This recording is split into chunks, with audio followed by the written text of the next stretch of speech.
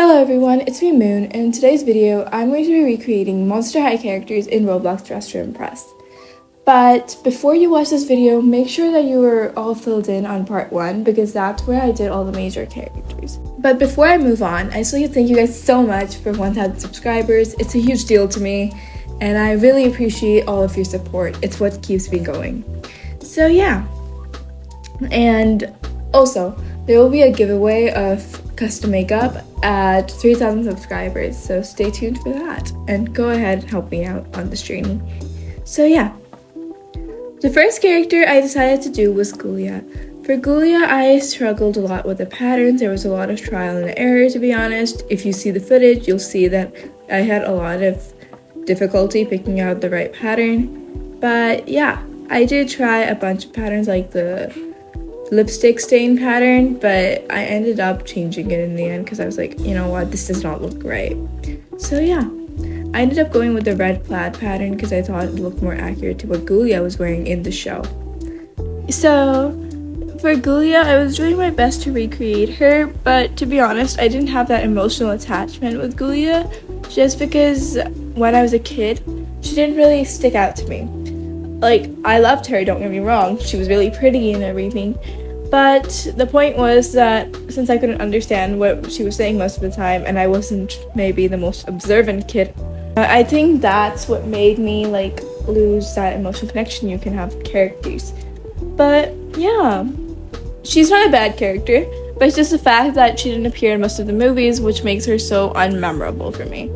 So I really wish that she appeared in more movies of Monster High so we could have a good look at her character and what makes her more special than the rest, you know? Like something unique about her. Like, for example, for Draculaura, it's the fact that she's so fashion obsessed and the fact she's super nice while being a vampire, to be honest. I think that stuck out to me. And for Cleo, just her iconic personality. So yeah.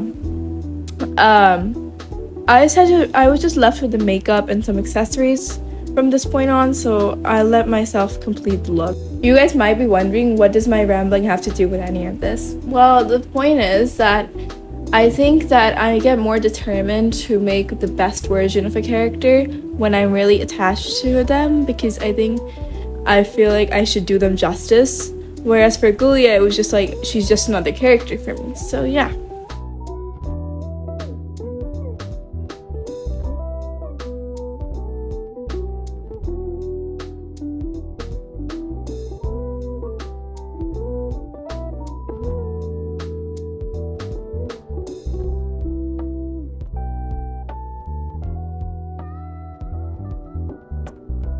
This is the final look. To be honest, I'm pretty proud of it. I think I did a really good job at recreating Glia.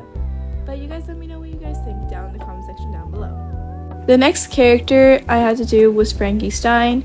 And I mean, when I'm referring to Frankie Stein, I mean the old Frankie from the original show before it got reboots. I'm not talking about the reboots for any of these characters, to be honest. I didn't watch the reboots, so I can't say much about them. But yeah.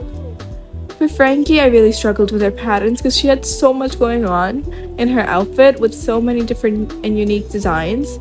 I was like, what am I supposed to do for her? So I just had to go with the flow for this one and look through all the patterns in hopes that I'll be able to layer and do something which will bring her justice. Unlike Glia, I had a very huge attachment with Frankie. I think I loved her in all the movies almost, except that one movie. I don't remember its name, but it was pretty awkward to watch. Yeah, I don't know what exactly happened in it.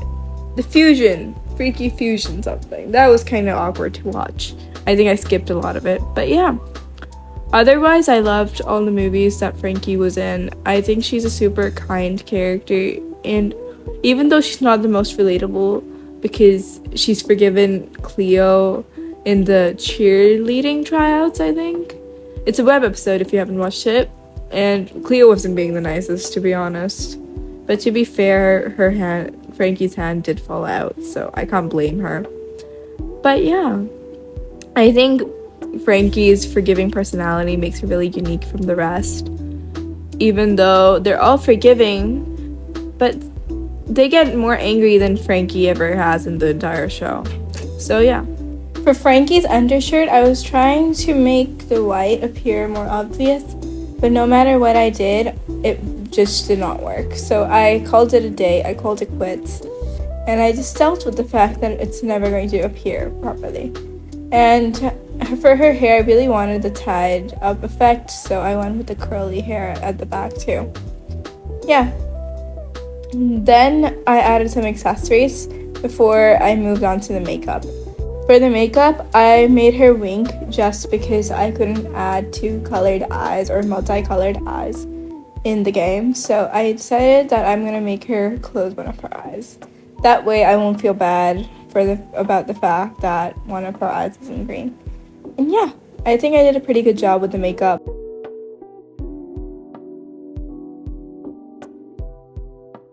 This is the final Frankie Stein recreation. I'm pretty proud of it. I think I did as good as I could.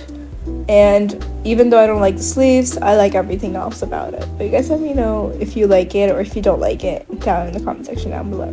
The last character I decided to do was Laguna Blue. Honestly, Laguna Blue is a really cool character for me. Just because if you guys haven't watched the movie Great Scarier Reef, it's like it covers how her stage fright and everything, and I think it's cool that we got that character development for Laguna Blue, that even though she appears as a confident girl, she still has stage fright and fear of being watched by people while performing, basically. Yeah, stage fright, right? In different words. But I think it's so cool how the show shows how she deals with that and everything, and how she copes and eventually ends it. Because if she doesn't end her fear, her stage fright, then she can't leave and come back to the Monster High world in the movie, right? So I thought that was so cool. It was so cool that we got like another layer on Laguna Blue and her character. It's not just confident girl, nothing as such to her, you know? But yeah, for her, I was trying to use scale patterns a lot because that's what was in her outfit. There were a lot of scales and everything, so yeah.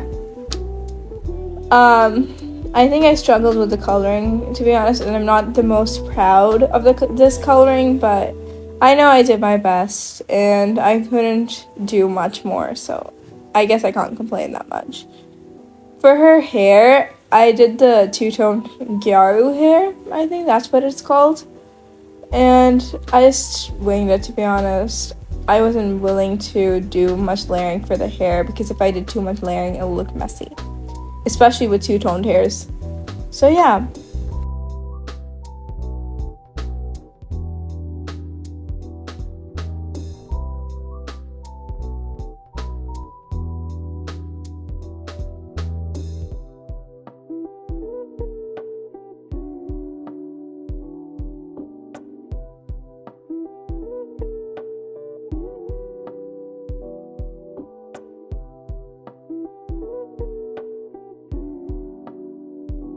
For the makeup, I just decided to play around with the shades and the makeup and the different eye shapes until I got something which I liked.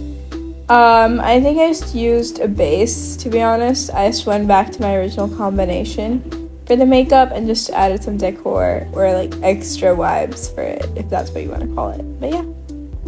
And with that, we reached the end of the video. Thank you so much for watching, guys, and make sure to like, comment, share, and subscribe if you haven't already. And let me know what you guys think of my recreations down in the comment section down below. And if you do want a part 3, let me know as well, because I can most definitely do that.